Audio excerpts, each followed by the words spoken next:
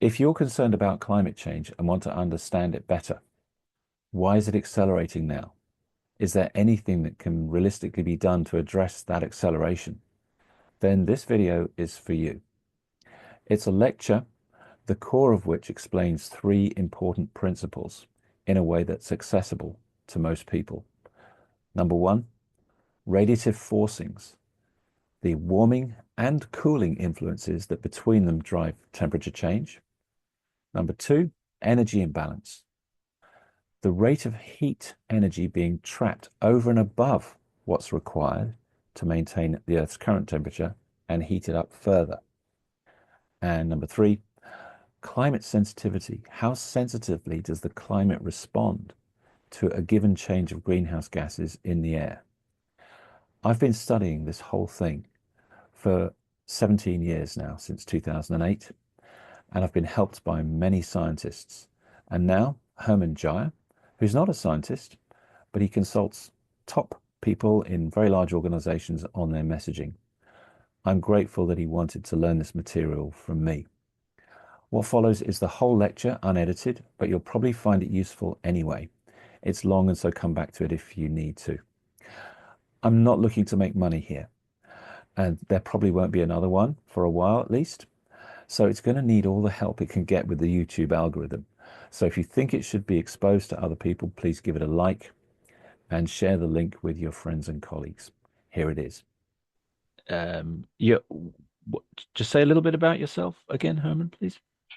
Well, for the last 40 years, we have been involved in significant transformations, typically of large companies, when they are being impacted by some kind of external force, some market change, some kind of shift in audience behavior, like with the BBC, or in how people expect what people expected from the product of a company or from some new technology. And of course, lately, the biggest impact is related to climate-related impact. So we're now nearly exclusively working with companies and groups on their climate strategies, climate-related strategies.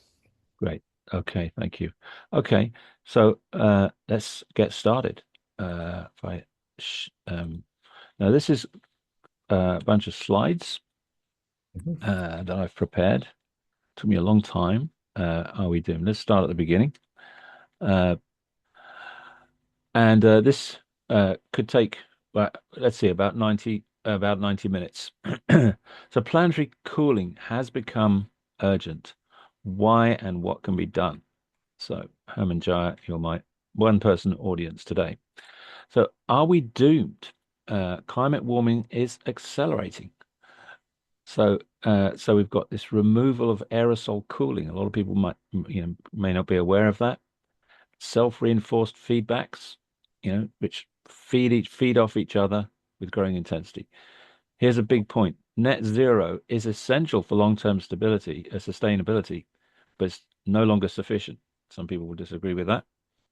Um, an interim solution does exist. Restore and increase aerosol cooling. Okay. With non-polluting aerosols, and it would slow down the feedbacks, these dangerous feedbacks.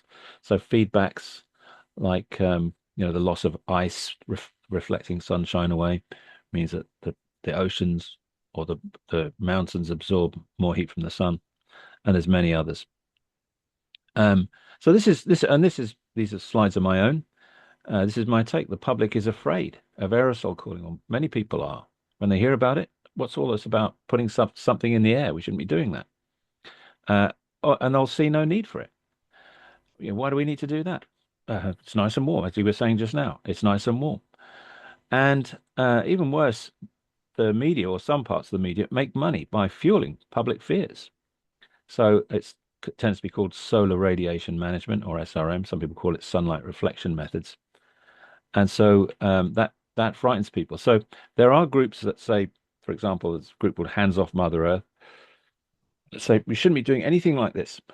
We should just be reducing emissions. It'd be so great if we could do that, if emissions could be coming down. But unfortunately, as we were just discussing, they're going up faster than ever. Um, So, so Clive, I have my first aha already, and sure. that is if you would mind go back to that slide, Yeah. and that is you're making a link to aerosol. Hmm. That's not a language that I've heard before. Aerosols. Right. Yeah. Right. And Okay. so what's so interesting about that is the aha I had is, we talk about CO2 in the atmosphere. We're talking about the greenhouse gases. But the Mm. idea of something that's an aerosol is Mm. an interesting shift of thinking that there's something that we have been putting out aerosols, right? We're putting it out with our shipping and ships are going out. So the idea of the power of aerosols, both in producing the heating that we now have, but also us beginning to basically engineer our way into a kind of consciousness that says it's the aerosols, folks. Right. We need to reorient our thinking about, do we just want to throw out aerosols unconsciously without any kind of real deep thinking about it, and we just do it because we drive our cars, we drive our airplanes, we do all these kind of things that are producing these aerosols, or Mm. do we want to interact with those aerosols in a more productive kind of way and say we're already doing it, right? That's so interesting. Why not do it in a way that actually produces effects that we now need to produce? Exactly. That's right. That's right. Right. Yeah. So aerosols are, particles in the air. It struck me, it's rather interesting. You can put gases in the air and they have a warming effect, greenhouse gases, only certain gases, carbon dioxide, as we know, methane, others. But you can put particles in the air, they have the opposite effect. They have a cooling effect. Why is that? You know, they reflect the sunshine back out to space, so it never even reaches the ground. Great. They also make clouds that they're instrumental in the formation of clouds. We don't realize there's these tiny little particles in the air all the time. Well, we do when we pollen and dust and so on. That's it. That's right. So that's right. So it's a new kind of shift in thinking about, yeah, aerosols. We should be thinking about these and using them better. Yeah, I like that. Right. Yeah. Okay, so this is sort of this is content. So talk about accelerated warming, 1.5 limit. I think we can say it's been breached. Let's see what people think when they look at the chart. There are opposing priorities. Different people have different priorities. Um, some useful principles and numbers. This was what made brought, you know, I was able to come around to accepting climate change when, as we were just discussing, it was when I began to understand the principles. And I make it a point nowadays to try and remember numbers, which you have to do, I think, in any discipline. Um, then we've got an interactive visualization of the main climate drivers. The cooling effects of sulfate aerosol are still slowing the climate warming. Would be worse if it wasn't for these aerosols, but unfortunately they're disappearing because they're part of pollution, and pollution's getting cleaned up. You know, there's many different parts to pollution. Some aspects of pollution are actually proving to be very beneficial. Others, of course, not so much. Soot is not great for the climate um, or for the environment. So there's a looming disaster, as I guess many people have heard. Pretty much everyone's heard that many times before. But there's no risk assessment. What's the risk of doing something about it versus the risk of hoping for the best with net zero. Then I'll talk about nature-based solutions. There's lots of lovely solutions being proposed. Um, the nature-based solutions are, that's the whole environment, doing something to the whole environment. Once again, that's scary for people. You're going to do something to the whole environment. Nature's doing this all the time anyway. So we want to, my point is we wanted to study the way that nature's already working on a grand scale, the whole planet, and see what works about that, what does, can something about that be enhanced? Maybe it happens a lot in one area, not so much in another area. Maybe just boosting it a little bit in the other areas or some of the other areas, could provide a lot of cooling. And just at the end, low-hanging fruit, soot. Okay. Now, the 10-year warming rate has roughly doubled. So up to last year, for the past 40 years, on average, roughly, the temperature is going up 0.18 degrees centigrade per decade, every 10 years, going up that amount. And from now on, this is from Jim Hansen, well-respected climate scientist. Say more about him in a moment. Uh, Going up by about double, so that's quite an acceleration of the climate warming. Yep, and so Earth's climate has turned out to be more sensitive to greenhouse gases than previously thought. In other words, it's and he says this in his book, which I'll come to in a moment again. The Earth responds has in the past and is doing right now responded. It responds very sensitively to changes of greenhouse gases. Now, this is another thing that's kind of, I think, hard. It was hard for me to get my head around to begin with. It's like something changes sensitively.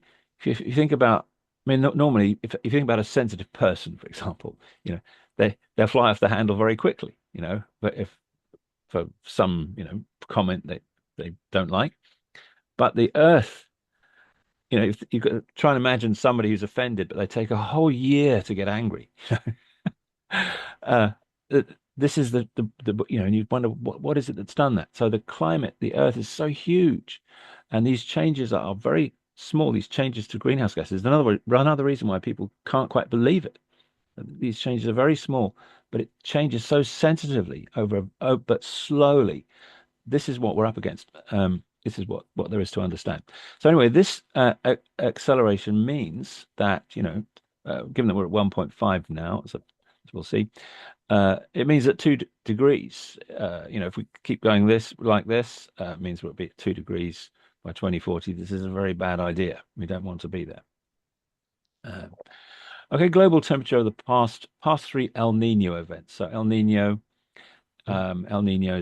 this is the southern oscillation. This is the phenomenon where every several years, the ocean, the Southern Ocean, the Southern Pacific, releases a huge amount of heat, and it affects the temperature of the whole Earth for sort of about 3 years. So this is showing three different temperature plots. The first one is 97 to 99. That's the blue one. Then we've got 2015 to 2017. That's the green one. And then with only an 8-year gap. So the first one's an 18-year gap. The second one's an 8-year gap to actually up to today. So, well, haven't quite got April in there, but going up there. So, and these graphs, these plots are showing a hump, which is the temperature rise caused by this El Nino sort of ocean event. And so there's the blue one. You see it sort of going up there and down again. The reason for showing this is from, again, Jim Hansen. This one sort of went up and it went up again. Quite a big rise there. See, because normally the temperature doesn't sort of have these humps. It sort of, changes. It varies all the time, but not that much. The reason he wanted to show these was actually to show that, well, first of all, the temperature was well above 1.5 from September 23. So over 1.7, that one there. And and for most of that time until March this year, it was obviously above. This is the 1.5 line, this dashed line here. Only twice did it dip below 1.5. So the sort of expected or normal retort to that, the answer to that would be, well, this is an El Nino. It's just going to come down again, isn't it? But Jim Hansen has said, well, it was quite a weak one, actually. It did go up a bit.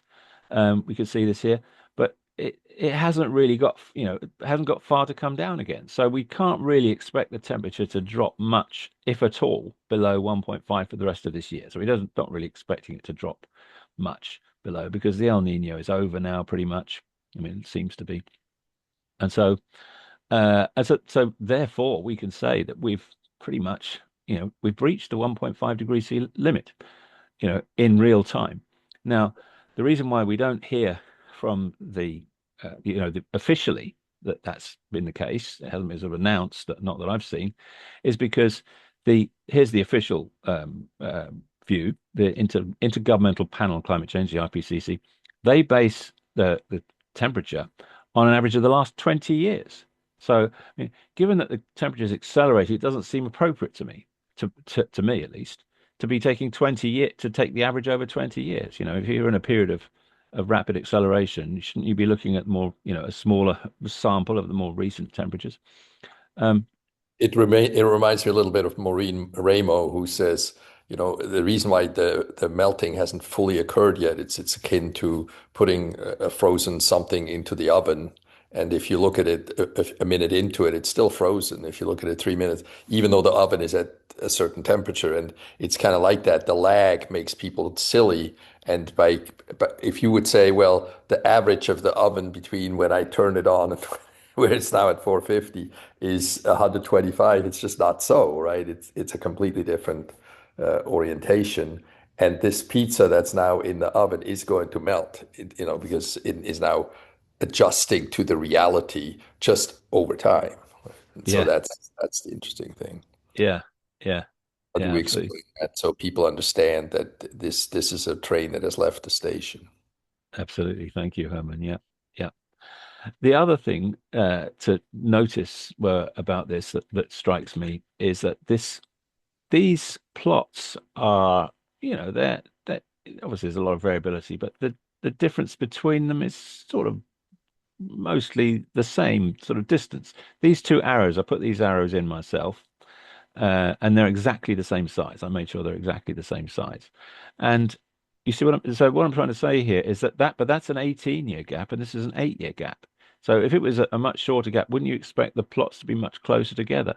But instead, they're it's about the same distance apart, which tells me that the temperature has indeed sort of it is Well, sort of and they're higher. Each plot is higher than the previous one, right? I mean, it's always above the previous one. It's not like, oh, we have an El Nino event. It's back to that. right.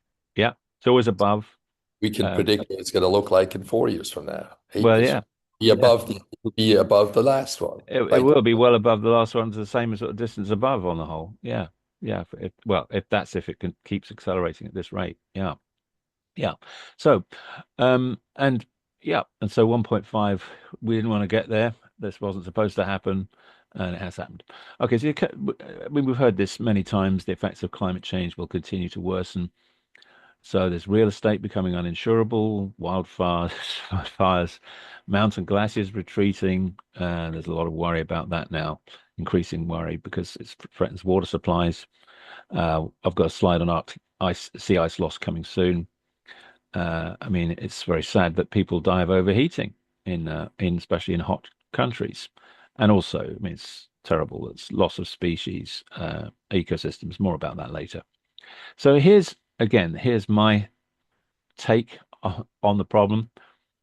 All organisms exploit resources. Everything that's ever lived survived by exploiting resources.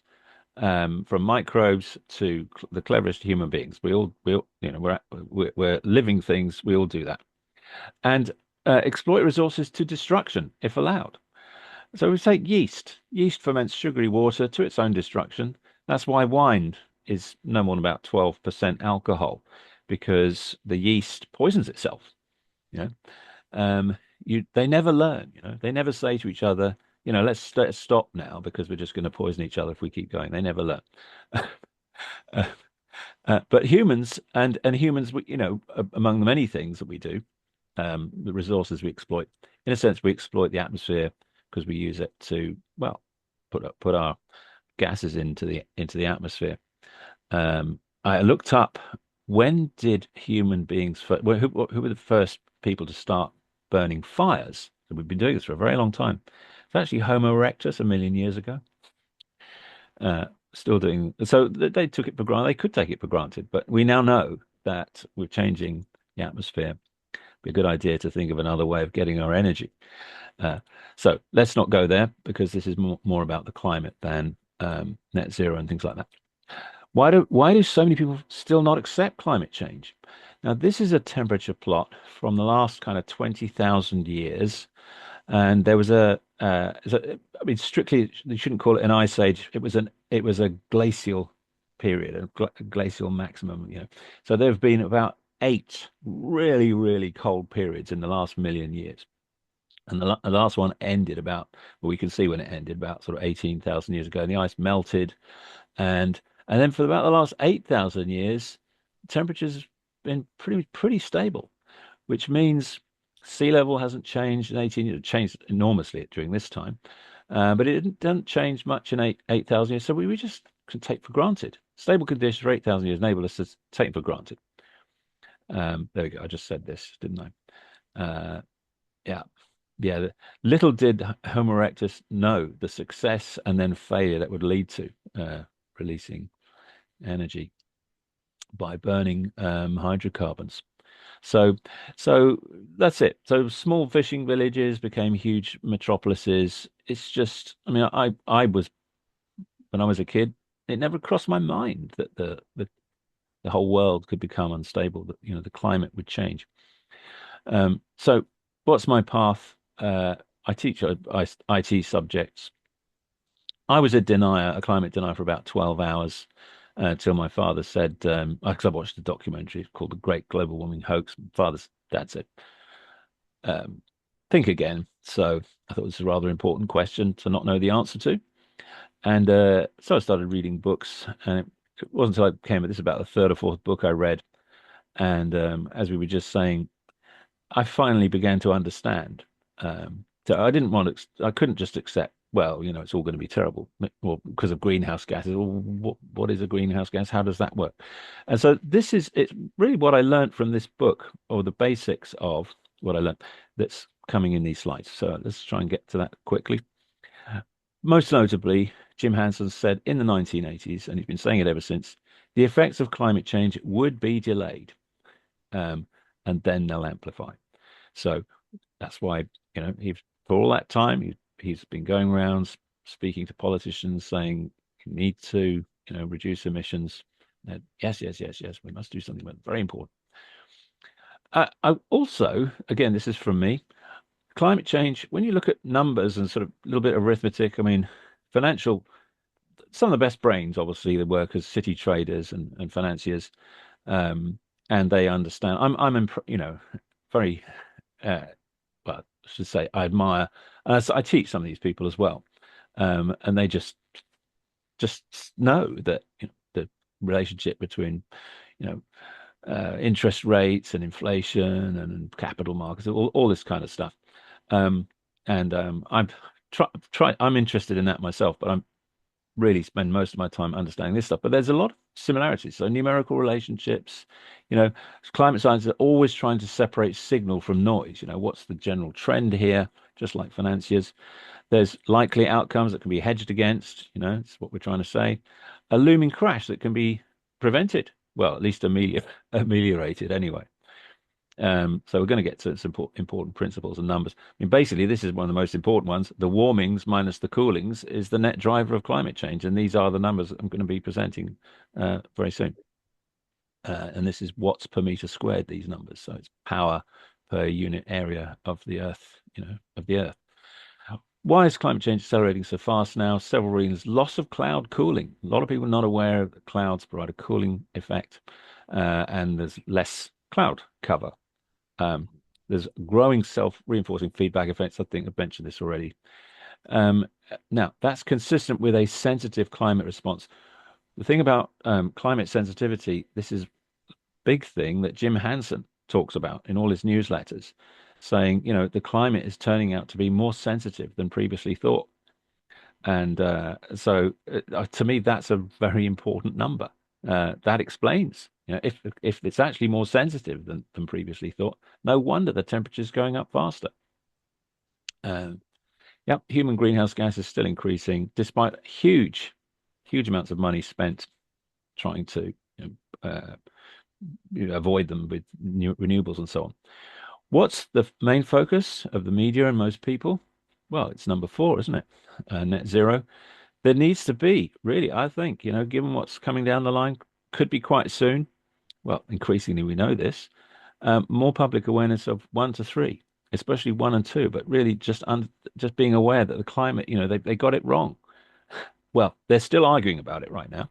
But Jim Hansen says, just look at the physics. The physics will tell us quite soon how sensitive the climate is. We'll just need to take measurements for the rest of this year, and it's going to be pretty hard to argue against at that point. So again, this is again, my ideas. Policy, why is climate action failing? Policy listens to different experts. So we have the official scientists and the sort of business people, economists, and also uh, people like me, and there's others I'm going to introduce in a moment. Big picture contemporary people. So Jim Hansen is an example. Jim, I've learned so much from him. He sees the big picture, not even just the climate, but the politics, the energy as well. So, and he stays up to date even though he's in his 80s. You know, he's still producing top of the range. You know, top level scientific information with his team now. He has a team. So the official science view, the climate will spin out because catastrophically out of control without effective climate action. But net zero should lead to climate stability, which means climate cooling is not needed. That's the Michael Manns of this world.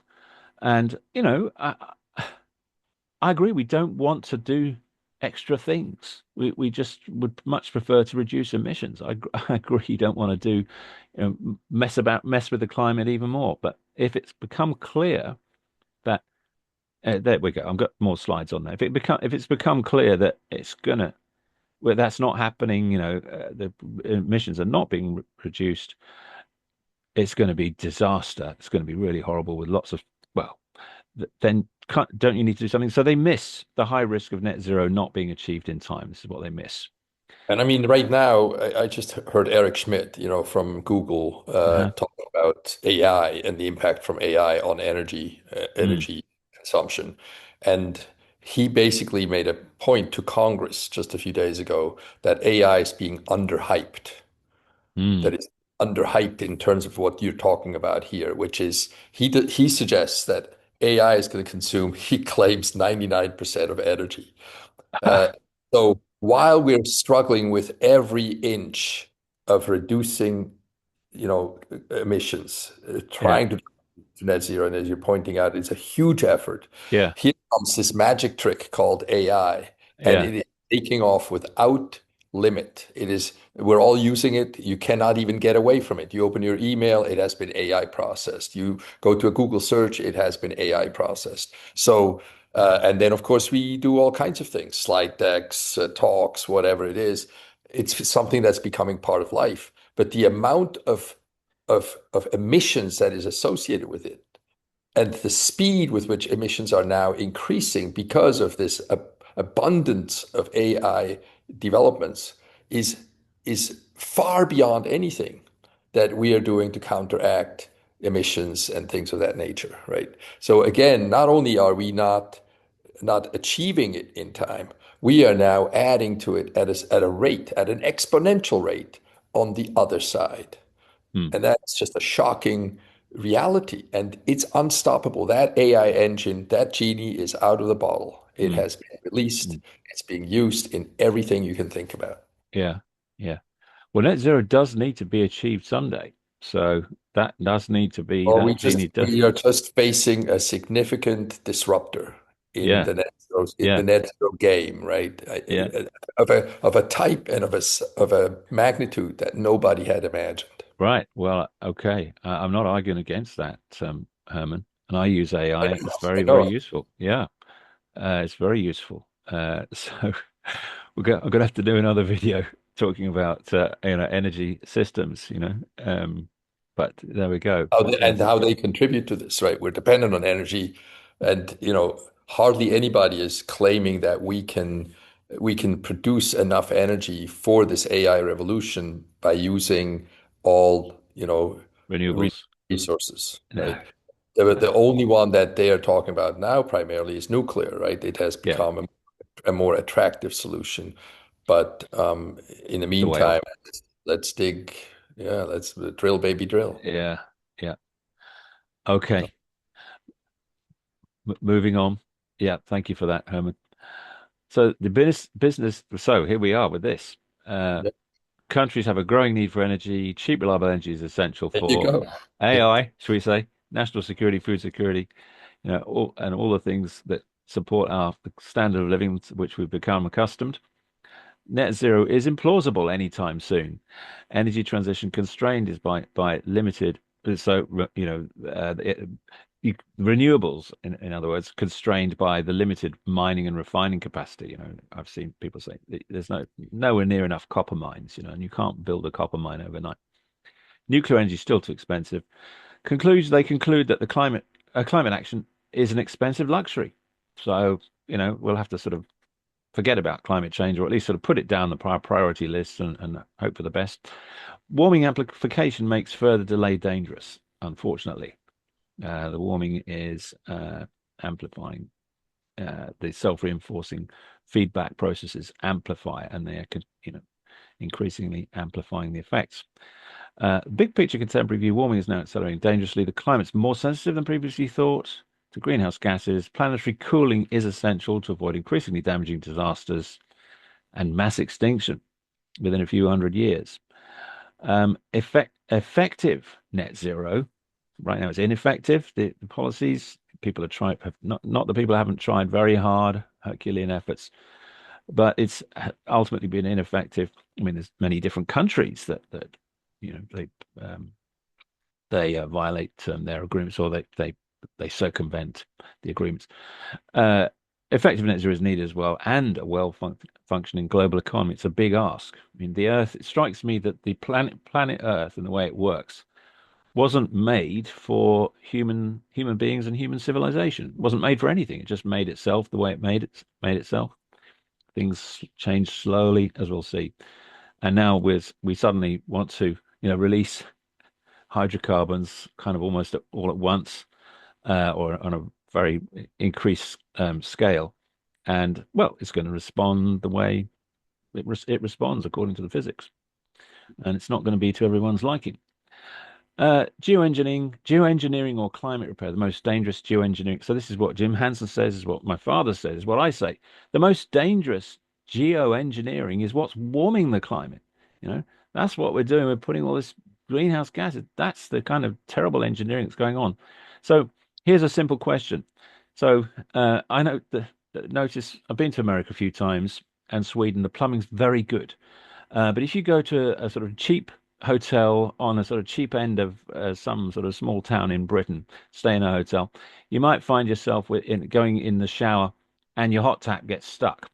And so the hot water's stuck on. What do you do? Do you scald yourself?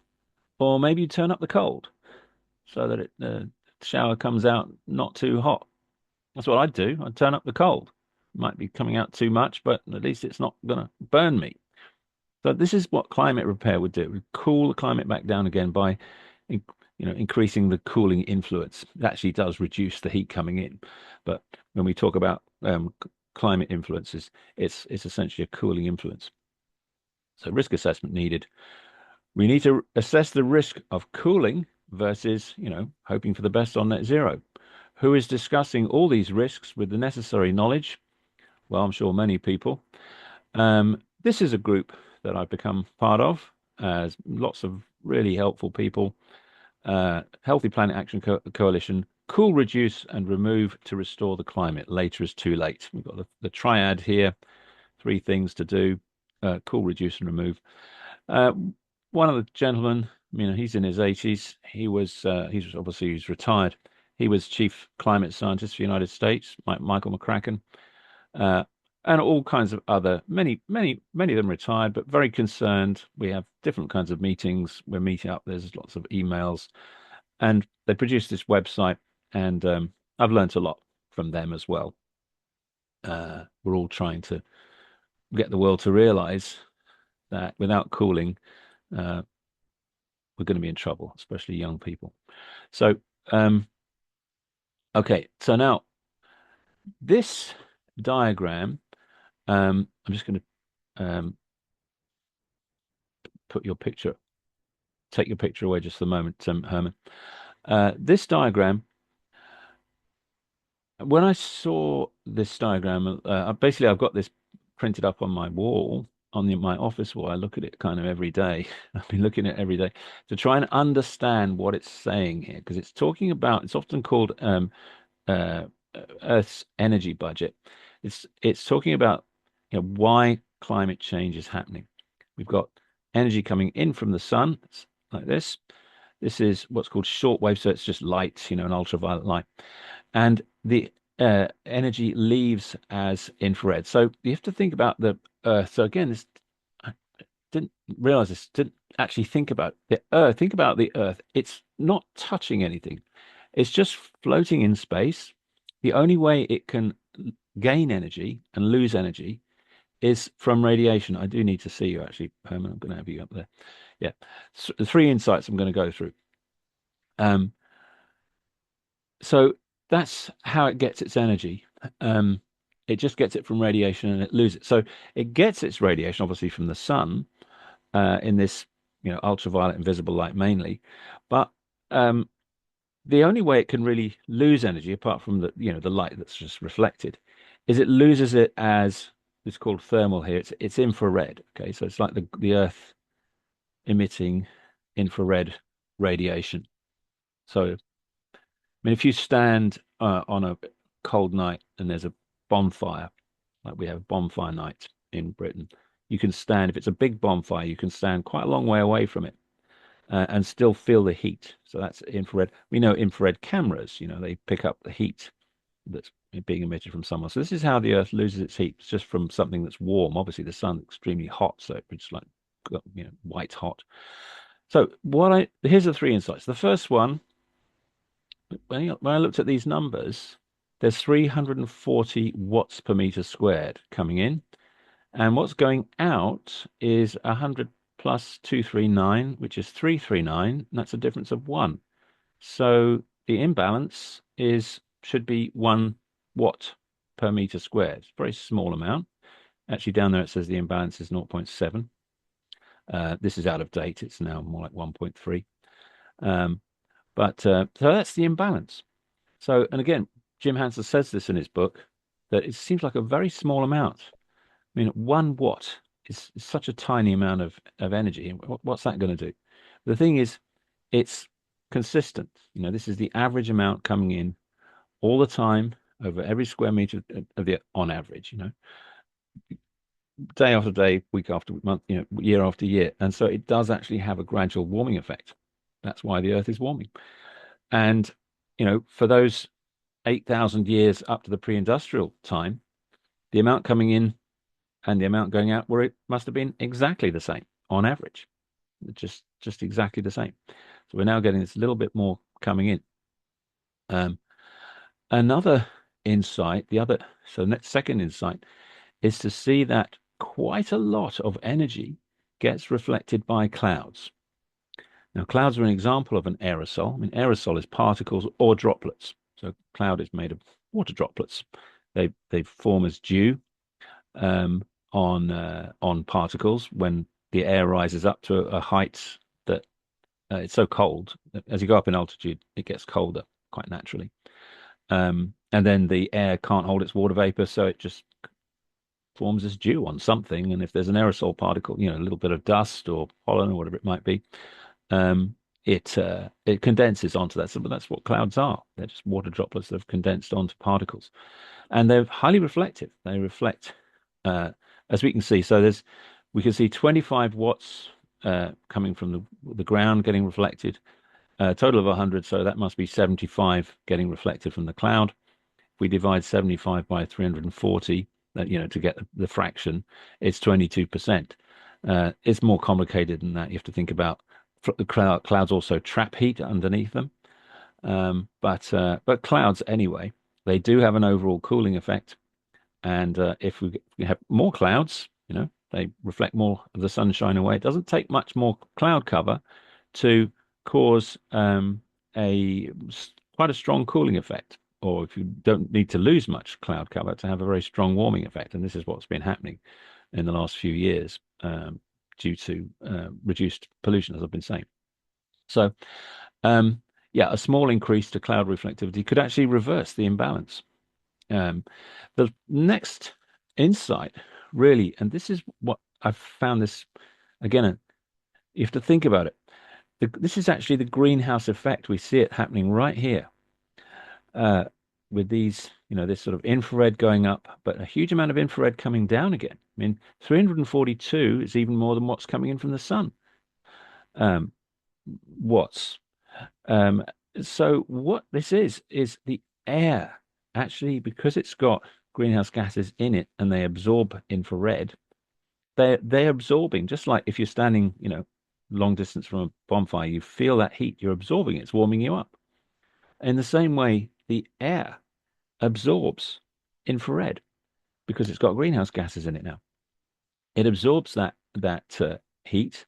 It warms up the air. I mean, if we didn't have any greenhouse gases in the air at all, then the whole Earth would be frozen over, as it has been in dim and distant past. And so the air heats up, and then what the air does is it re-emits that infrared because it's like it becomes like not exactly the bonfire, but something that's warm, and so it's emitting, and it does it in all directions. It doesn't go up or down, just everywhere. It goes up and down and left and right. So this is what keeps us warm, and we want to have the right amount of greenhouse gases in the air. Right now we've got a bit too much, so it's trapping heat, and we'll see later on that actually water vapor operates as a greenhouse gas as well. So that makes it worse. Yeah, we're seeing latent heat going up here and sensible heat. This is other ways, like convection and evaporation. So three important climate numbers. So this is really the central part of this presentation. Earth's energy imbalance. So we just talked about that. That's the heat coming in minus the heat going out. Right now, that's about 1.3 watts per meter squared. Yeah, so this is the net heat input that's driving the warming. Then there's radiative forcings, and these are warming influences and cooling influences. Greenhouse gases and extra cloud cover is a cooling influence. And then there's, as I've been talking about, climate sensitivity. It's called the equilibrium climate sensitivity. So this is the projected temperature increase for a doubling of CO2. So why is it called equilibrium? It's because that's what it would eventually get to. So they try and calculate and they're trying to determine, what is the temperature of the Earth going to be, or what would it be if there was a doubling of CO2 in the atmosphere? What would the temperature actually go up to and sort of stabilize on, become an equilibrium? Scientists currently disagree on this figure. Now, when I say me, it's me and people from the Healthy Planet Action Coalition. We trust Jim Hanson's and his team's estimate of it's 4.5 plus or minus half a degree. So it could be as low as 4, it could be as high as 5 degrees centigrade. That's huge. That's a that's a big rise of temperature. Well, it's a consequential, shall we say? So I put a thought analogy here of those three numbers. Um, so so we've got I put them in different order here. Radiative forcing, energy imbalance, equilibrium. So think of driving a car at 30 miles an hour and you're going at constant speed. So there's no climate force. So think of the speed of the car like the climate forcing. So what is it? What is this? Then you put your foot on the gas. You double the amount of power produced by the engine. So obviously you're going to speed up now. And so that is the radiative forcing, the fact that the engine has doubled its power. It's producing a radiative forcing now that's forcing the car to accelerate. After a few seconds, you're going at 30, let's say you're going at 36 miles an hour, but you're still speeding up. So at that point, while you're still speeding up some more, some of the engine's power is maintaining your speed at 36 miles an hour. But the remaining power that's being produced by the engine is speeding you up further. So that's the energy imbalance. So you've got this additional power coming in, and some of it's keeping some of you can see what that is. There's an imbalance that's speeding you up further. Now at this point, we'll say a physicist tries to calculate your eventual speed, your equilibrium speed, that what you're going to go, end up at. So let's say Right. they say whatever it is, 42 miles an hour. You're going to be going at 42 miles an hour. You know, they're very good at calculating things like that, sort of auto engineers and physicists. But the warming of the Earth is far more complicated. There's far more feedbacks. It's very, like I said, very sensitive. It takes a long time, and so it's no surprise.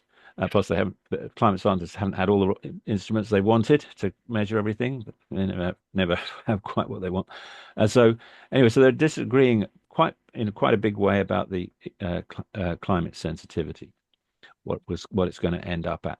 So there we can see this principle. So back to now climate forcings. We've got Radiative forcing, this is what's driving the climate. And this is, this is from Forster. Uh, that's Leeds University. Him and his team, they produce these figures every year, and it goes into the IPCC reports. And we can see the different greenhouse gases. Now, the thing is, this is showing the changes. That this radiative forcings, you've got to remember, keep in mind that these are the changes since the pre-industrial times. So this is not saying this is how much carbon dioxide is in the air. This is saying the amount of additional carbon dioxide in the air. Because there was, excuse me, there was already quite a bit of CO2 in the atmosphere at the time of the Industrial Revolution. Same goes for, all these other things. So CH4 is methane, and so on, you see. And then we've got aerosols here. So these, to the right-hand side, it's a positive forcing, it's a warming. And on the left-hand side, this is a cooling influence. So aerosol cloud is the effect of aerosols to make more clouds or make them brighter. You also have aerosols in cloudless skies that they also reflect sunshine away. So, and these have been designed so you can simply just add them all up. You just add them all up, and we've got a total here of what looks like just under 3 watts per meter squared of forcing. Okay, this is what's driving what has driven the climate to warm up, and what's remaining is the energy imbalance that's warming it up further. Okay, now, and so this is put this diagram together to show the effect of water vapor feedback, water vapor warming as well. So, because water vapor is itself a greenhouse gas, but it's not considered a climate driver because there's always water in the oceans, everything. So, what we do have is here's the radiative forcing here of greenhouse gases. Like that 4.2 is what the greenhouse gases add up to.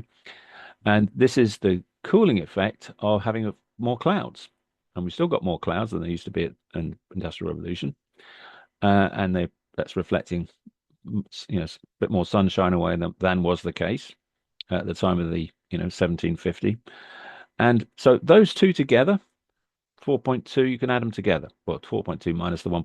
That's about a 3 watt, which is what we just saw on that radiative forcing chart just now. That's what's driving the climate.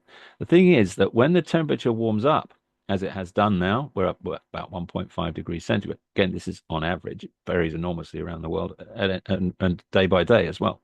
But they take the average. The radiative forcing from the additional water vapor. So as the air gets warmer, it holds more water vapor.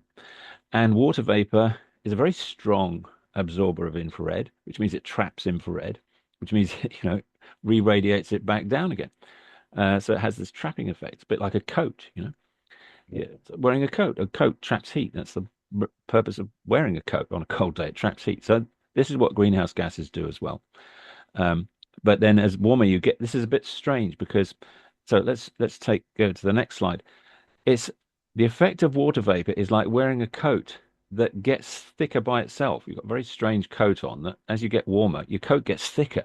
So, which isn't really what you want it to do, because as you warm up, you just sort of want your coat to stay like being a normal sort of coat that doesn't get thicker.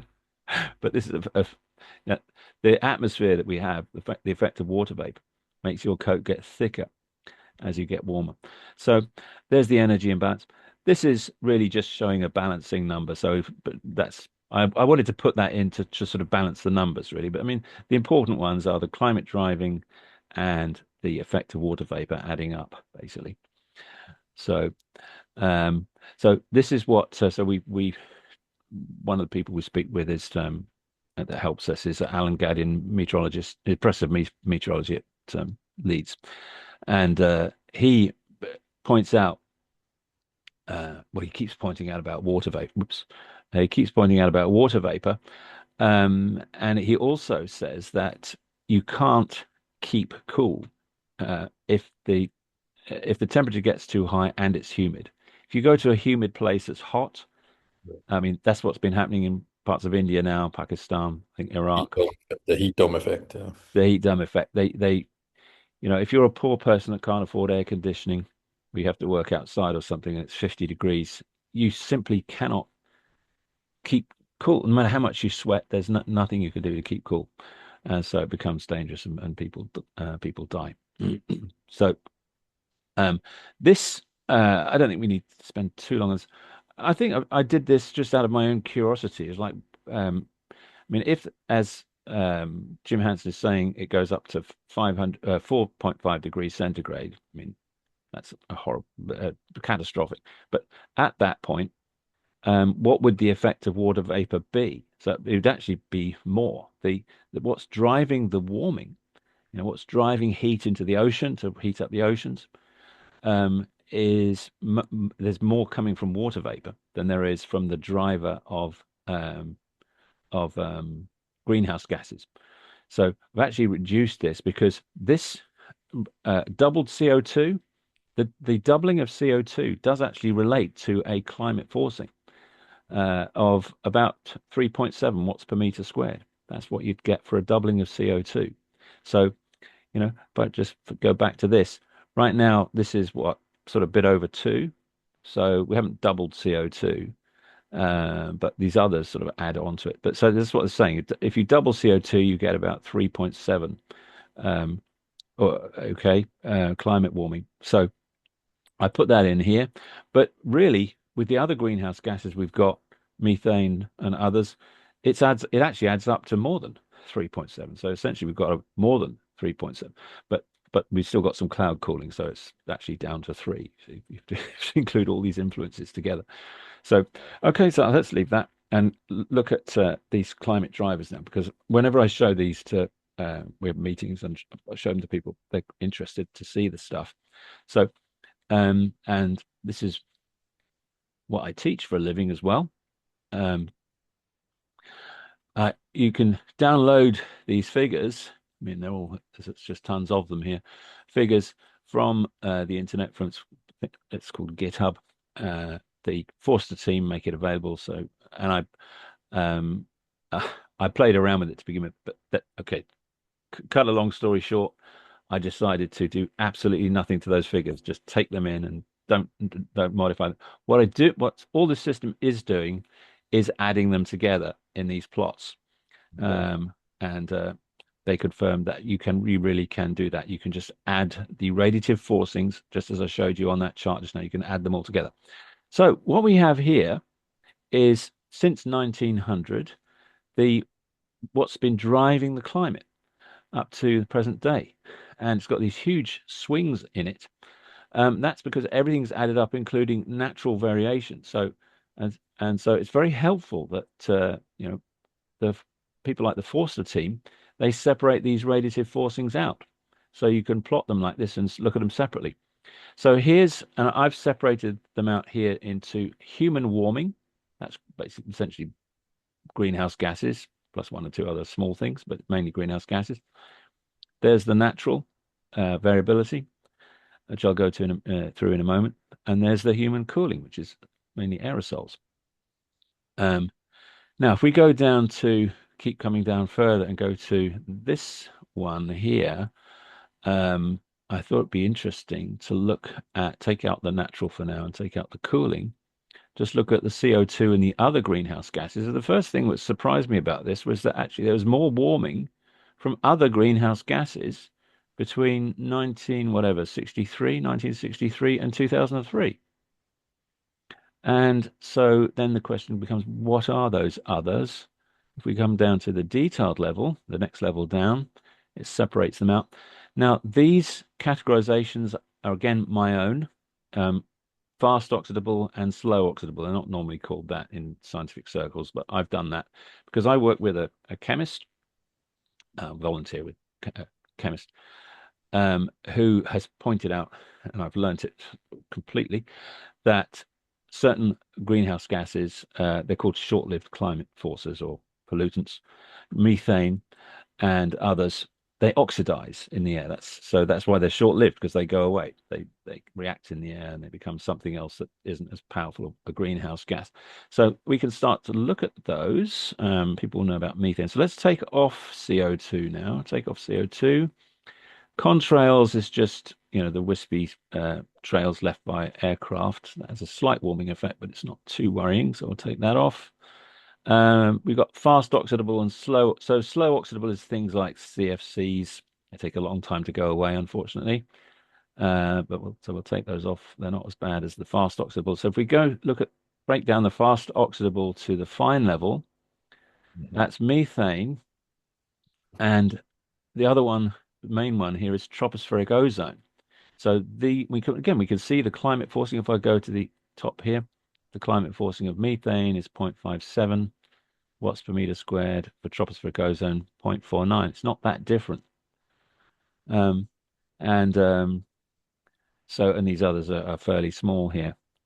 And so there's a huge um, focus now, well, an improved, bigger focus on methane than recently, which is very welcome, but still don't really hear very much about tropospheric ozone. Again, me and colleagues have been looking into that. Well, we did already know about it, but looking into a bit more. Again, it can be it has a mechanism by which nature removes it from the atmosphere. Mhm. So what could be done I'm starting to think that might be the lowest hanging fruit, even better than methane. Mhm. I mean, one of the things that's rather compelling about methane, there was this sort of Um, black period. mhm. Yeah. And so, and they, so the first thing climate scientists think is, well, where did, why did the sources of methane slow down so much? Was there a sort of, did they get better at not leaking it from gas wells? What was it? But there's Mhm. another way to look at it as well, which is the methane sink, the thing that's oxidizing the methane. What is that? What maybe there was something that was more strongly removing methane from the air. And we've seen papers talking about, well, the pandemic. They say there was less of something, and it's called nitrogen oxides. So I don't want to get too much into the chemistry, but basically, there's let's go to it here. Uh, yeah, go to it there. At the time, so again, we don't. We're not trying to say, let's have lots of pollution, but we want to understand what it was. See, at the Yeah, time when there was the most pollution here, yeah. this is when it was flattened off. So it's not really the aerosol that was doing it, but it's what came along with the aerosol, these nitrogen oxides. And so this is well known. And I've got one more here. Let's just see this.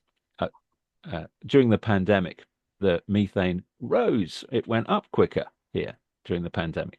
So why was methane climbing suddenly more during the pandemic when there wasn't supposed to be anything happening? Well, the reason was because there was no transportation. All the aircraft stopped. A decrease of oxidizing agents, right? Exactly. That's right. That's right. So, well, yeah, we have to be very careful.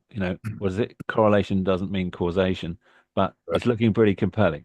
And plus, there are papers saying, and plus, it is known. It's a question: what about the quantities? Are the quantities high enough? And some papers are saying, yes, the quantities are high enough.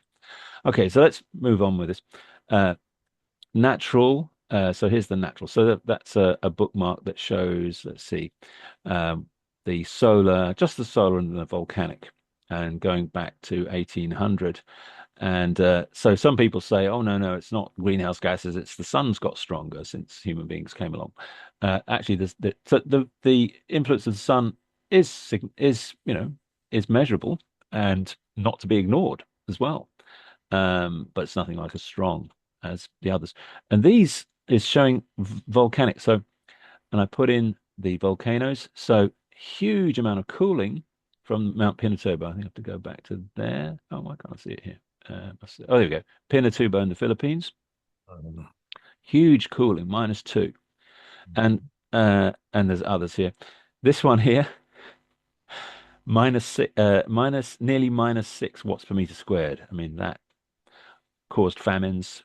That's not, it wasn't a very nice time for people. It was so cold for a few years because of that volcano. So I'm giving people the purpose of this is to get people a sense of, there's cooling is possible for the earth. It's not just warming, warming, warming, we're all going to cook. There are things that are possible. Um, Now and scientists are talking about mimicking volcanoes as well, because that puts a lot of sulfate up into the stratosphere, which is Right. very, very high up above the troposphere. It's the next level layer of the atmosphere. Franz and I don't like this. Franz, my chemist Colleague, colleague, right. doesn't like. I mean, these volcanoes, they operate, over a short period of time.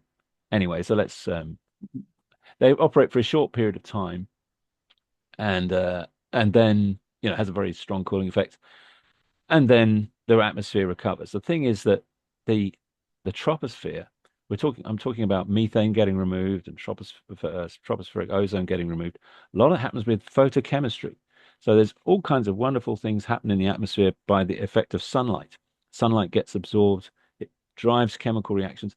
This is why we have a clean atmosphere. This is the Earth ever since it's had oxygen in its atmosphere for a couple of billion years, not the whole time, but for 2 billion years since, green photosynthesis. We've got oxygen in the atmosphere. It has a cleaning effect. And so, we're very lucky to live on well, we'd suffocate without it, wouldn't we? What else have we got here? Human cooling. So the human cooling, cloud aerosol and aerosol direct. So much bigger from clouds, and it's declining. And this is Forster's. I think this is a lot less. So we argue this is the sort of thing we talk about in these with scientists.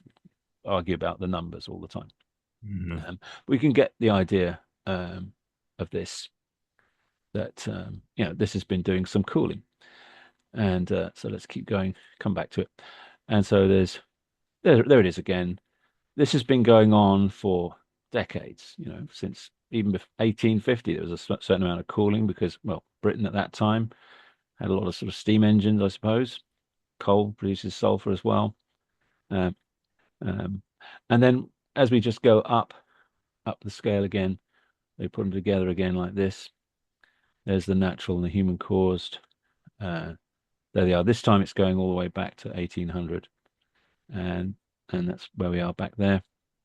Overall from 1759. I mean, this is where we are. This is what's driving the climate. It's actually 3.3.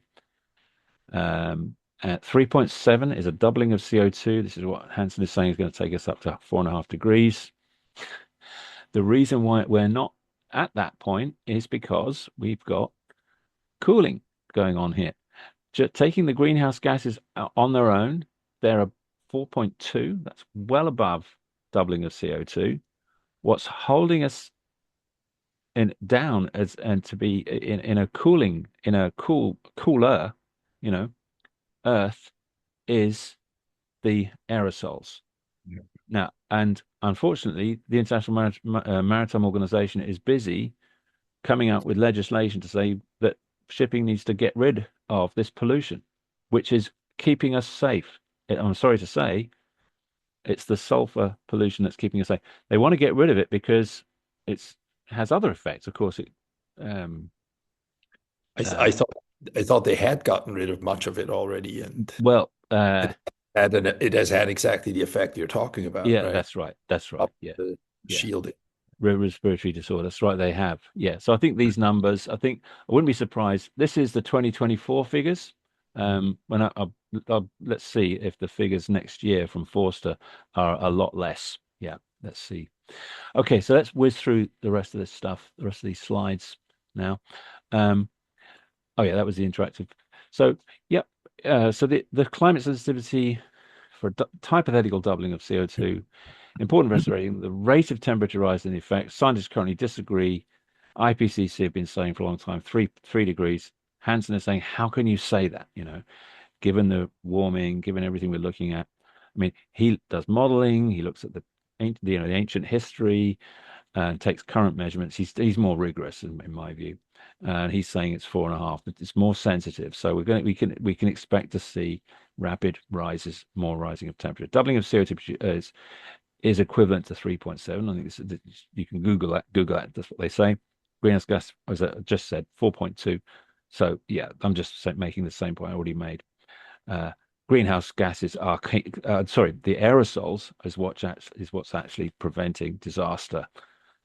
Slowing down the disaster that otherwise be happening a lot faster if it wasn't for the aerosols cooling. Okay, and so some historical going back onto paleoclimate information here. Again, to give people, because I like to know this stuff, as well. So so if the temperature goes up, eventually, what eventually happens to sea level? So uh, the Eemian, it's called, was the previous warm period. Okay, so like I said, there's about eight ice ages, which means there's been eight warm periods. So there's but warm periods are rather short. There's just I don't know, few tens of thousands of years compared to several million, several hundred thousand years. We go. So 150,000 years ago was the previous, or 120,000 years ago was the previous warm period. That was called the Eemian, and the CO2 was only a little bit higher than pre-industrial. I mean, we're up to 427 now, so we we're in for a lot of warming. Um, so sea level's about 20, so 6 to 9 meters. I like to sort of double check about 20 foot higher. Um, yeah, so and it got up to 1.7 degrees higher in the end. So we've got more temperature to go, and obviously a huge amount more because just we can see how much more greenhouse gases we've emitted. Although we do have cloud cooling, which the Eemian didn't have. There wasn't anybody putting sulfur aerosols into the air at that time. Again, what about going in the other direction? At 20,000 years ago, the ice sheets were, I mean, I couldn't believe it when I read it, a mile high or more above towns like Montreal. I mean, a mile. I mean, that's what it is in Antarctica, at least a mile high. It's a huge amount of water ends up as ice here. Um, and so that's what it was 20,000 years ago. And so sea level was 120 meters lower. So it can't go up by 120 meters because there just isn't enough ice to do that. I think it go about 50 or 60 meters, maybe about 60 meters. But anyway, you've still got a scuba dive to get to your house, haven't you? Uh, all right. So next, historical temperatures from the end of the dinosaurs. So again, so now there's the uh, these these ice ages or these glacial periods I was talking about, that's just a million years. That's only just that much. So makes you realize how unimaginably old the Earth is, because even this is only 1% of the age of life, going back to 50 million years. So ice house, cool house, warm house. So right now, we're global average at about 15 degrees centigrade. Pre-industrial was about 13 and a half, from looking that up. And so some things about this. So the dinosaurs ended then. That's the end of the Cretaceous.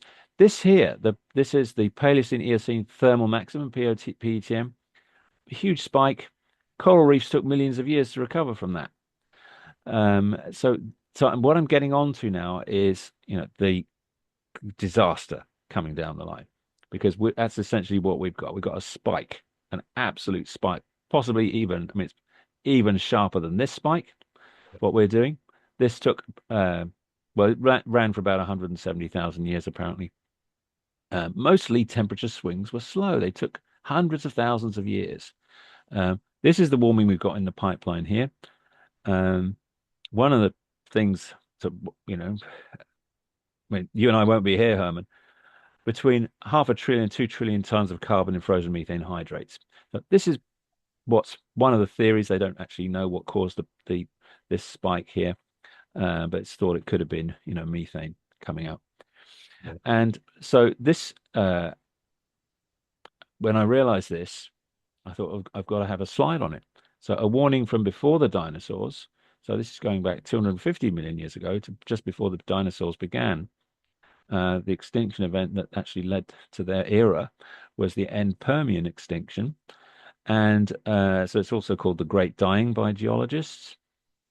And that was caused, it's thought, by a 10 degrees centigrade rise that took place over 40,000 years.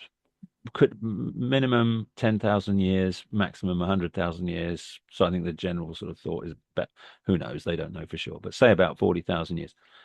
So 40,000 years to rise by that amount, and 90% of the species at the time died. Now, Jim Hansen has also come out with a paper called Global Warming the Pipeline, saying that there'll be, as I just showed on that slide just now, actually, a 10-degree rise warming in the pipeline without any cooling. There's no cooling. This is what he's saying. We can, no one alive today, but within about another few hundred years, it'll go up by 10. It'll go up further, 8.5. It'll go up to a total of 10 degrees centigrade. Now, so here we are right now. This is the graph, I'm afraid, of on a scale of 40,000 years. This is the human warming. It's absolute spike, isn't it? 1.5 degrees centigrade is where we are now. So that's the Anthropocene. And the Anthropocene projected by Jim Hansen is going up to 10 degrees in about 400 years. So, I mean, how many species? Yeah, I see you're not smiling, Herman. Yeah. No, no. So, that's but it's hundreds of years. Once again, we have to think about, do we care about what happens in a couple of hundred years? If you do, so here's what I have to sort of that goes through my mind about people. If you if you do care about what would happen in 200 or 300 years, don't say, oh, and people will look back on history, in years to come or 100 years from now, people will look back at history and say something. They won't, because they won't be here. It'll just be, who knows? We can't imagine. Um, Yeah, I mean, I think they'll be busy if there are people in between now and then. They won't look back. They will be in the moment of catastrophe, right? yeah, When people, I mean, it's Maslow's hierarchy of needs. Once you're in the catastrophe, you're not going to stop and go, "Oh, my grandparents didn't do whatever." It's like that's a given, but now you're in this disaster. yeah, What's so interesting is as you're describing this, the disaster is now. We are in it, and yeah, I think that's the confusion is we're pushing it out yeah, at this as if it wasn't here yet, right? And so what I think this presentation does, it makes it very apparent that we're already in it and it requires action now because of the recognition that this is reality. This is the reality we now live in. It's just this delay that you just spoke about earlier in your presentation is the thing that makes us dumb, right? yeah, It keeps us kind of stupid because it it's still reasonably comfortable. It's getting a little bit uncomfortable, but the reality of what you're showing is we are on an unending, unstoppable kind of reality train that that if we don't actively engage with it, we know what's going to happen. yeah, yeah, yeah. Thank you, Herman. Uh, you said it so clearly. Thank you. So I've got there's a few more slides. So I think we want to get to well, how can can we save ourselves? I think there's one more here. Back to today. This is many people will know this slide, tipping points. Um, one of the tipping, so let's read through them. As I'll just quickly, Greenland and West Antarctic ice sheet collapse. So tipping point. So a tipping point is where it's like the domino falling over and it might hit another domino and they all fall over. That's cascading tipping point. So, uh, and it's hard to think, well, so I didn't realize, and again, until Greenland, again, is very high. It's high up in the air, the top of the ice sheet. But as it comes down, the altitude is less and it's warmer. So the snow doesn't last so long and it's easier for it to melt, especially if we've got, again, greenhouse gases. So that's how it collapses. And the same for West Antarctic. Here it says, and so uh, this is saying already out of date. So this blue dashed line here is showing it says 1.1 degrees centigrade is the current level of warming. So this slide it's only 3 years old, 2022, but that's way out of date now because, well, if we can assume we're at 1.5 degrees centigrade, we're at this point of these red spots here because that's naught, that's two. So this is the red spots area. So we're actually already on the tipping points here. Um, and and so tropical coral reef die-off was predicted, and sure enough, you know, we've got this one oceanographer who is absolutely distraught. He's it's not just him. There's another one as well. Between the two of them, the first one talked about loss of kelp forests, thousands of kilometers, and that happened quite a while ago, several years ago. But in the last year, there's been a huge loss of coral reefs, and it's heartbreaking for these guys who've been trying to, you know, preserve, protect coral reefs. Anyone that's been scuba diving and seen how beautiful, all these different kinds of fish and corals and everything, to find that 80% of that is gone, uh, in the last year, it's heartbreaking, especially for these people that work in that area, and they've been doing so much to try and save them. Um, so they're not all gone, but there's a huge amount that has gone. So that's the point we're at. So northern permafrost abrupt thaw. I mean, that worries me as well because these land areas are absolutely huge. Siberia is a vast, and northern Canada. These are vast areas. Um, so okay, so that's that. That's where we are. Okay, one more. Arctic sea ice volume. Um, yeah. So that there's that the turquoise one is 2024. The black one is 2025. That's a big jump. So as loss of sea ice. So this is showing, the as the sea ice gets more in. It's interesting, isn't it? So it gets more and more and more because it's still cold, I suppose, up until April and then May, and then it suddenly starts to melt.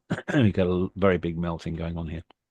So it hasn't really built up much snow, nothing like as much as it was in the past. This is what it was in the past, number of kilometers square, or ice, I should say, square kilometers of ice, quite 25, but now 20. But it means that when it comes down to here in September, you know, maybe we'll just about be okay this year, but in 2026, if it keeps going down at that rate, there'll be no ice at all in the Arctic in 2026 in September and October if it keeps going down at the same rate. And that's we keep hearing is rather dangerous because there's less to reflect the sunshine away and more to absorb the sun's energy during the summer in the Arctic, where it's light all day long. You've got 24-hour day there because of the way the planet is angled. All right, so What's so stunning about that graphic, as so many of your graphics, is the the huge difference year by year, right? I mean, mm, at levels that no longer fit within the average, right? I mean, you just look at one line after the other, 21, 22, 23, 24. It yeah, all falls below the average, the previous average, and yeah, it at extraordinary levels, yeah. right? I think actually that if you look at 21, there's 21, the red. Right. 22 was the green, so that wasn't quite so bad. There's been some variability. Right, but Yeah. nonetheless, overall, you see Yeah. that Oh yeah. just in the Oh, last, 5 years, we're we're on oh, track of an accelerating oh yeah. change. Yeah, yeah.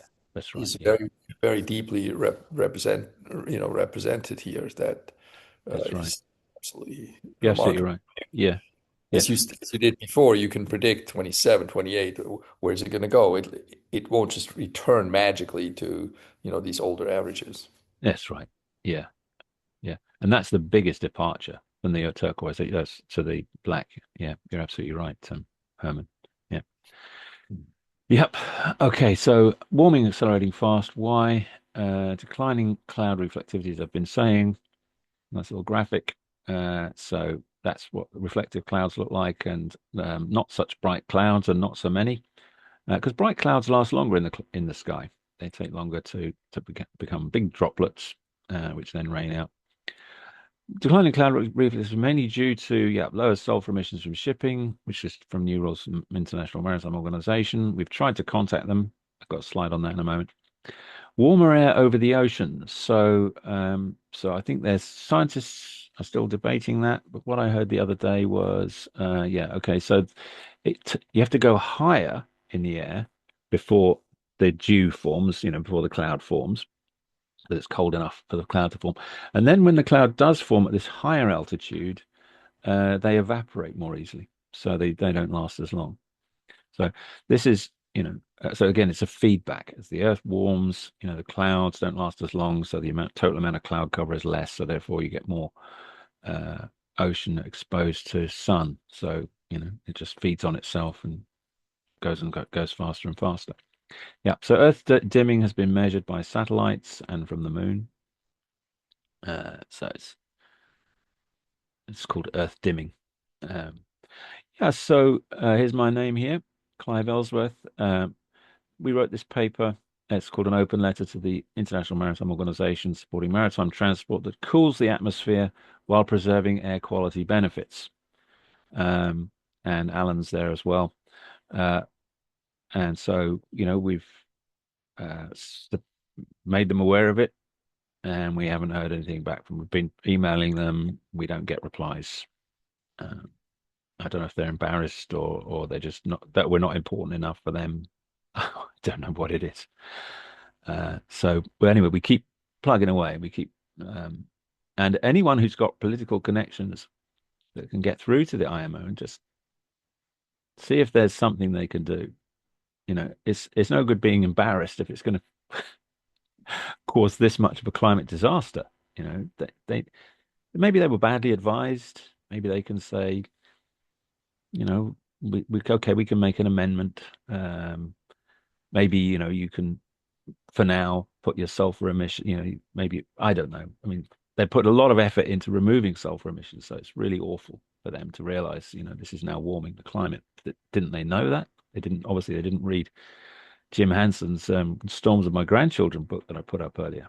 Um, so, but anyway, we're talking about other kinds of aerosols. People talk about salt. There's already tons and tons of salt gets into the air off the ocean anyway from just sort of waves. Anyway, so let's anyone that can help us with that uh, is we want to hear from, you know. So we can get through to these guys and because we want to help the IMO. We don't want to go against them and protest and make them look silly. We just want to talk to them and see what can be done. We're, I talk with scientists. We're not really sort of activist protesters that want to cause trouble. Okay, policy adjustments needed. So again, this is my take. If the scientists end up saying, do you know what, the equilibrium, the climate sensitivity is 4.5. So if you've got a doubling of CO2, it's going to get to 4.5 degrees. That's terrible. So how can we change the policies? Because it means, you know, there's nothing left you can safely burn to get. We already know we've breached the 1.5 limit anyway. So, where do we reorientate ourselves? So this is my take. They should say that first admit that 1.5 has been breached. Net zero is still necessary. It's got to keep saying that because it is, but no longer sufficient to avoid disaster. Restore increased cloud cover. I mean, I mentioned volcanoes, and there are people talking about stratospheric aerosol injection. It's just not my favorite. It's not Franz's favorite. He taught me everything I know about chemistry, pretty much, and so okay. I'm not an expert on that. So I just haven't mentioned it because I'm not an expert on any of this. I'm trying to keep a broad, big picture. But anyway, I'm talking about marine cloud brightening. It's been going on day after day, week after. It's been going on for hundreds of years. And it doesn't seem to have caused any disasters. It's actually been warding off, as I've been saying, the really bad climate warming. Right, so ocean absorb. That's right. So the oceans, they take time to warm up. Again, Jim Hansen says this. We're being given very, precious time by the oceans having so much heat capacity. It takes a huge amount of energy to warm them up. They're 4 kilometers deep, 4 kilometers deep. But that extra heat that's going into them now is, well, when it was zero point 0.7, it was, so anyway, I'm guessing 10 or more Hiroshima bombs. It used to be 6, but so I'm being conservative there. It's probably more than 10 heating them up. It's just, again, to give people an idea, it's a huge amount of energy. Yeah. Quickest methods to reintroduce sulfur emissions, other methods, salt nanoparticles. So this is a picture of glass beads in 2 bottles, as you can see them there. This was from Professor Stephen Salter. Unfortunately, he's no longer with us, but he told us he ordered these glass beads just to show the principle of a brighter cloud. It's simply that the droplets, there's more of them and they're smaller. That's all it is. So same principle for cloud droplets. Clouds form as dew. Alan Gadian, he let slip. He said, if you could if you'd done to extreme brightening clouds, it would cause another ice age, he said. I said, can I quote you on that? He said, you must say done to extreme. Nobody wants another ice age. Uh, so I did this presentation to my colleagues, and one of the American guys said, "No, no, don't say that, Clive. They're going to be crazy. Oh, they're trying to cause another right. No, we're not. We just want to save our climate." Maybe I should edit that part out. I don't know. Um, nature-based climate solutions. Right. So this is the thing. Uh, there are lots of, forgive me, I call them nice little earners. Nice, lots of lovely climate solutions that, they remove a bit of greenhouse gas from the air, or they add a bit of alkalinity. I'm going to make myself loads of enemies here, I know. Um, and they help. I'm sure they'll help a bit. But if the whole system needs to be, if we're to address the whole problem rather than just little bits of it here and there, just fiddling at the edge, you've got to take the whole problem on. Uh, then you're looking at what nature does, how nature works, which I've been showing those heats in and out, how clouds actually work. Very difficult to understand. They're trying to understand. There's real clever people, scientists working on understanding clouds. Very clever at maths people, and how to brighten them. Uh, and they've met, there's a lot been going on, measuring the effect of volcano ash on making clouds brighter and last longer in the sky. There's a lot been going on. So there is the right sort of stuff happening. And really, I just don't see these nice little things really being the things that make the difference in the end. It's the nature-based solutions. Yeah. Yeah. So and so, like the methane sink and so on. And these are the things that can scale globally. You know, the oceans have always been Earth's primary carbon sink. Well, some people might disagree with that, but if you see the amount of sedimentary rock, anyway, they've operated safely for millions of years, billions of years. Enhancing natural mechanisms, it's not trillions, it's not hundreds of trillions, you don't have to suck all the CO2 out of the atmosphere, you just can't. The ocean does that, and the land does that, and there's lots of chemical mechanisms. It's environmental chemistry. It's all very interesting, and there are people that really do know this stuff. You just don't hear from them that much. But to me, they're the people that need the research money, and need to be supported and put into proper programs so that can be scaled up. But we've got to bring people with us. You can't if people don't like it or don't want it, well, we know what's going to happen. Ocean benefits of solar radiation management. This is a lot. I told you it was a lot of slides, Herman. You're doing well to to stay with me and anybody watching. Ocean benefits of solar radiation management. Cooler oceans are healthier. Coral reefs kelp forests recover, absorb more CO2 from the atmosphere, prevent disaster. I mean, these ocean currents, that's what drives nutrients up. This is what drives life.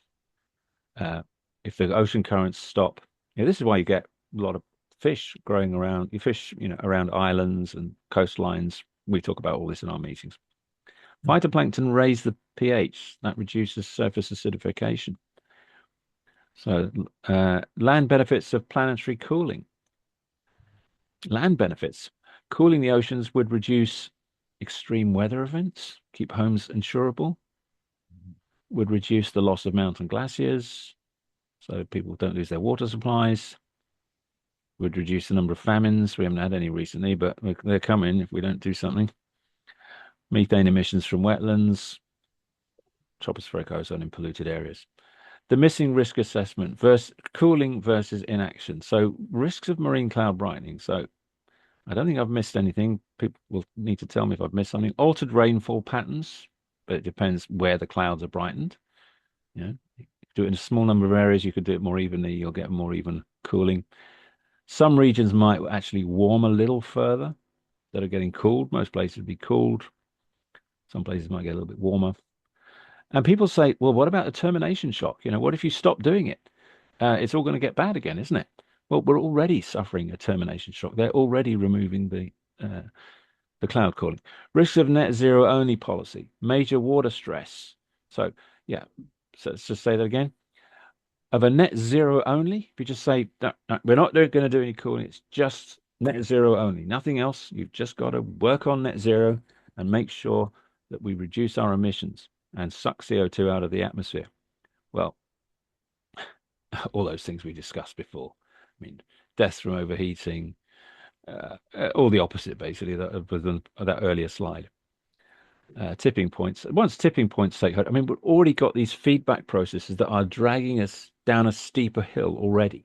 So it's going to be harder to drag ourselves up to where this incline is not so steep. It's already we've gone that far down that it's already going to be a bit harder. Um, it's hard to. I just can't. I'd write that in there. Mass extinction within a few hundred years. This is what people have been saying. This has been in the papers. I still can't quite. But then that again, I'm like everybody else, born into a world where everything was so stable, had been so stable for so many thousands of years. It's just unimaginable. But we do know it has happened in the past. I mean, all you have to do is go outside right now. Things are flowering, and you hear barely any bees. You hardly Okay. see bees. Mm. We are in a mass extinction pattern. Yeah. All right. Wherever I look, you see a lot of crows that didn't ever used to be here, but you don't see a lot of songbirds. Yeah. I go to Kauai every year several times. I go into the ocean. It is a depressing experience. You still see an angelfish here and there, but it's intense. Mm. So we are in it, Yeah. and I think that you explain it really well about what is it that we're in. It's well described. I think that your orientation towards the role of aerosols is kind of a helpful framing that I found really productive. I think we do have a really interesting problem in terms of communicating what you're communicating Yeah. at a level and in a way where it is easily understood, where the connections are effectively made between, the mechanisms that you so well described, and then the potential solutions and how we communicate that in an accessible kind of way to large numbers of people, I think is an interesting challenge. Mhm. Yeah. We could stop there if you like, Herman. I've got one, two more slides, but we can stop there. It's Oh, been an awful lot let's of. go back to the Uh, rest of the slides. okay. Okay. Yeah. Yeah. Yeah. So this is something I worked on it a long time. And I'm sure you're right that some people are just not going to get it from this. It's too long and it's too technical in some places, and it needs to be a higher level of production quality. Um, and maybe someone who's a speaks with gravitas. Where were we? Um, yeah, yeah. Other low cost cooling options.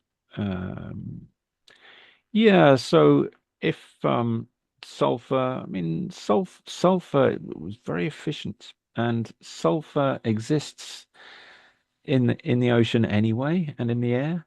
Uh, so it's not like it's alien or shouldn't be there. So but if people don't like that, I mean, and again, if it's far out at sea, if it's hundreds or thousands of miles out at sea, nearly all of it is just going to go up into clouds and come out as be rained out into the ocean back where it came from originally. Um, yeah, but if not, we can do it with salt particles. Another big thing that we're thinking about in terms of putting solutions across is, if they want to cut down pollution, which I agree is a good idea, um, is the soot. Soot doesn't do any good. It just has a warming influence. If it sun can actually clear clouds when you want the cloud to be brighter, it actually makes the cloud, it hastens its rain out, it makes it darker. Not just because the soot's dark, but because it makes the droplets coagulate. Soot, and there are ways of removing soot. So to me, that would be, and other reasons as well to do with chemistry. Much that would should be where the focus is. It has a strong warming influence in various ways. That's the thing that should be removed. Let the sulfur out, but keep, but prevent the soot. And this is what soot does. You've seen this one before. This picture from was taken by Peter Wadhams, a glacier on Greenland. Now, yeah, I mean that's, and he said it's like mud. He said it's like seeing mud, not pristine ice anymore. Um, and uh, this was an idea from Franz. He said gas flares, they produce an awful amount, again, a lot of soot.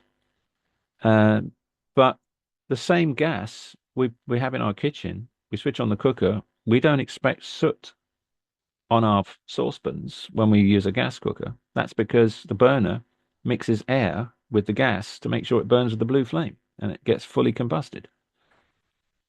Can't they do the same here? Can't they afford that? Thought they were supposed to be among the richest people in the world. You know, they should be using. It doesn't seem that so difficult to me. I did speak to one guy who said oh, but that would be tantamount to admitting there's a problem with climate change. They don't want to admit that there's a problem. Uh, I don't know. So that's it. We want people to join us. Email us at the Healthy Planet Action Coalition. You know, again, just like you're saying, Herman, how to get this message in a way that's accessible to the right sort of people, in the right sort of form. That's what they're working on. Well, actually, they talk about that. Um, I kind of got on with it. Uh, I'm not saying they're doing the wrong things. We, we have different methods. They talk at high levels and so on. I don't know. That's it, Herman. Thank you very much for that opportunity. Great to see you.